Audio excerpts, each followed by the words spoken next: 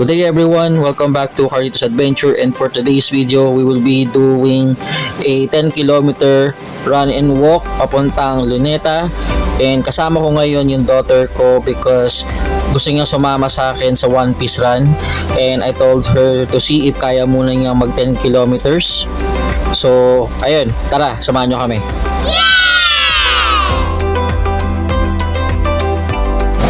So guys, as what I mentioned, kasama ko ang daughter ko ngayon kasi gusto niya sumama sa One Piece Run. So before mag-register, tinest muna namin kung hanggang saan yung kaya niya. And for this video, tatapos niya yung 10 kilometer walk and run in 1.5 hour, which is good. So mangyayari nito is sa One Piece Run, hindi talaga ako tatakbo ng best ko, sasabayan ko lang yung anak ko and let her enjoy the event. Aww. So doon sa mga nagtatanong, yung One Piece Run mangyayari sa September 26 sa Maymoa. So tara guys, kita-kita tayo doon. Okay!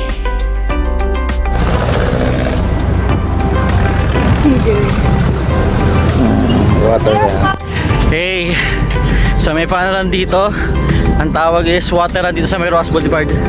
Tapos sa Quirino Grandstand yung parang runners village nila.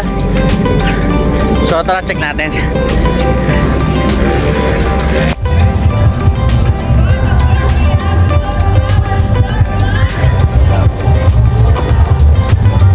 Ang start nila may parang parang loob bula-bula. Parang entrance ba? Pakaura. Wait lang. Nakalis dyan. Tara.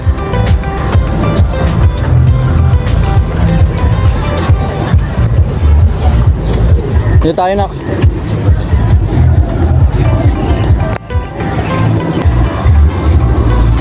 Hawakan mo nga to.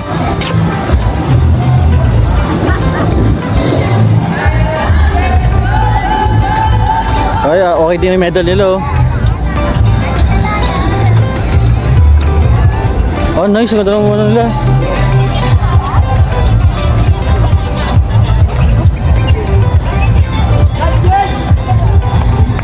Ang galing nga, doon yung start nila, tapos tatakbo sila through the, bula. Ayun, no? Sa amin kasi parang lang, no? Usok tsaka, tag ito, fireworks.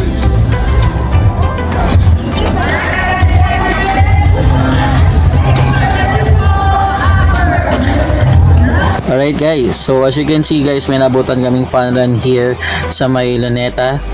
And ang tawag sa fun run ito is water run. Hindi naman namin to sinasadya, nagkataon lang na we have a scheduled practice this day. Tapos ito ay second leg kasi yung unang-una is yung fire run. So as you can see guys, tungkol to sa apat na elements: air, fire, water, and earth. And kapag nakompleto mo yung apat na yon, merong isang medal na kasama yung apat na elements na yon. So para nakompleto mo yung buong leg nila. And this is the second leg. And I believe ang susunod na leg nila is air, and then last na yung earth.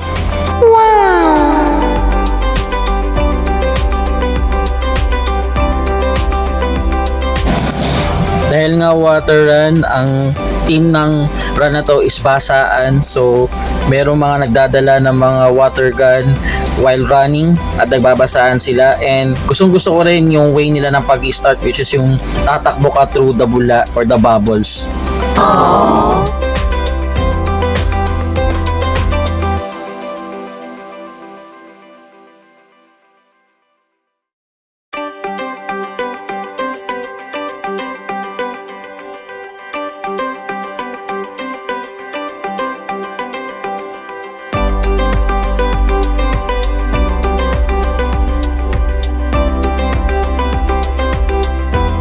So on this part guys, makikita nyo yung 5 medal, yung 4 na element, plus yung makukuha yung medal kapag nakumpleto nyo yung buong leg ng run na ito. Yeah!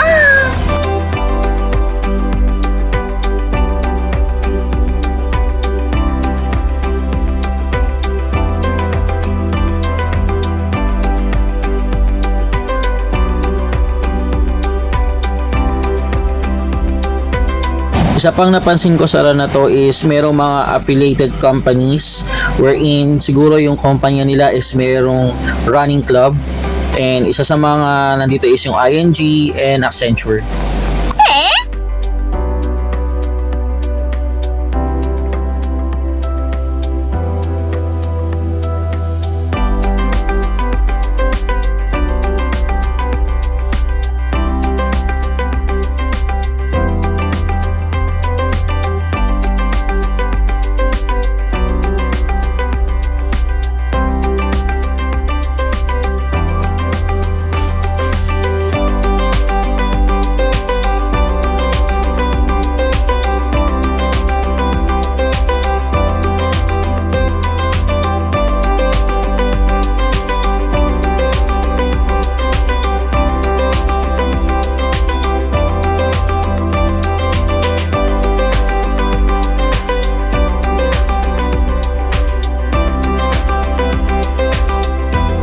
Alright guys, as you can see, hindi mawawala yung mga sponsor. Syempre, Salon Pass, usual yan. And syempre, meron din dito yung Sogo, which is na-encounter ko rin sa Hoka Midnight Run.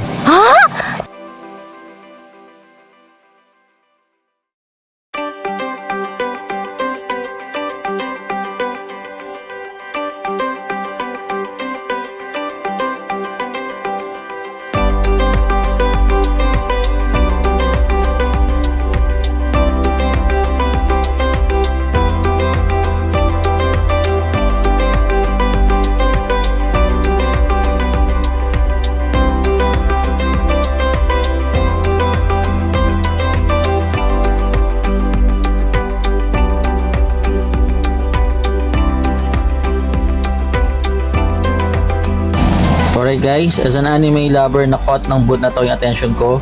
Isa to sa mga unique na nakita ko sa run na to. Wala to sa mga ibang run na nakita ko. And dahil dyan, napating-check talaga o napatingin talaga ako sa mga penebenta nila.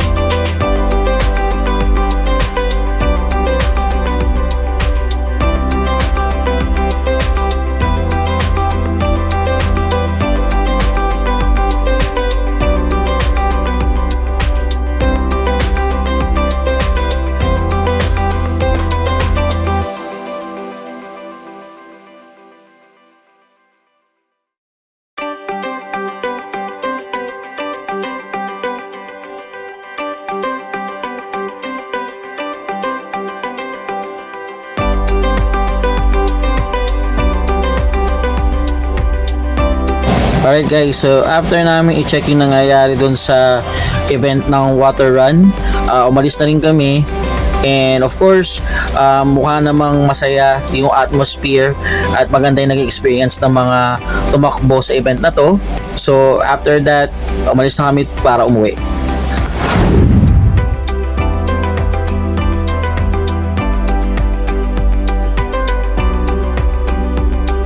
Alright guys, so dahil na-accomplish na namin yung 10 km run, and of course nakapag-check pa kami ng isang ongoing na event which is the water run, we will make sure to update you guys for the One Piece run na mangyayari September 26. And dahil nga na finish na anak ko yung 10 km walk and run, i-register ko na rin siya.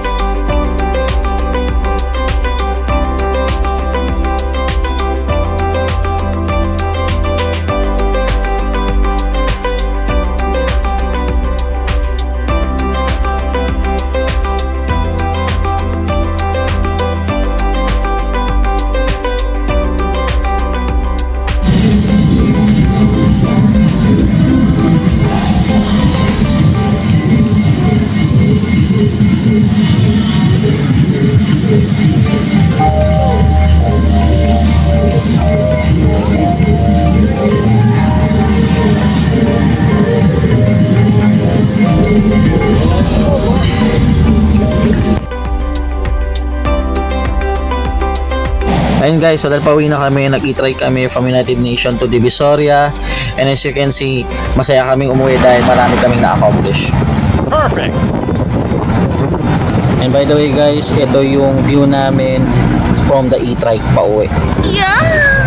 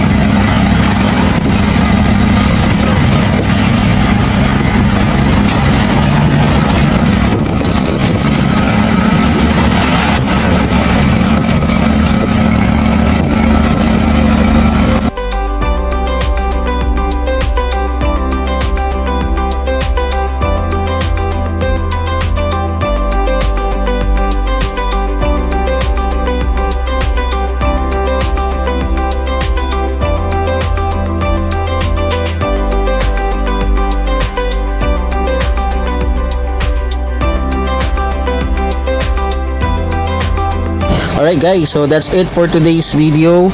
I hope you like this, and if you enjoyed it, please like and subscribe, hit the noti bell. See you sa next video natin here sa Carlitos Adventure. Maraming salamat and have a great day.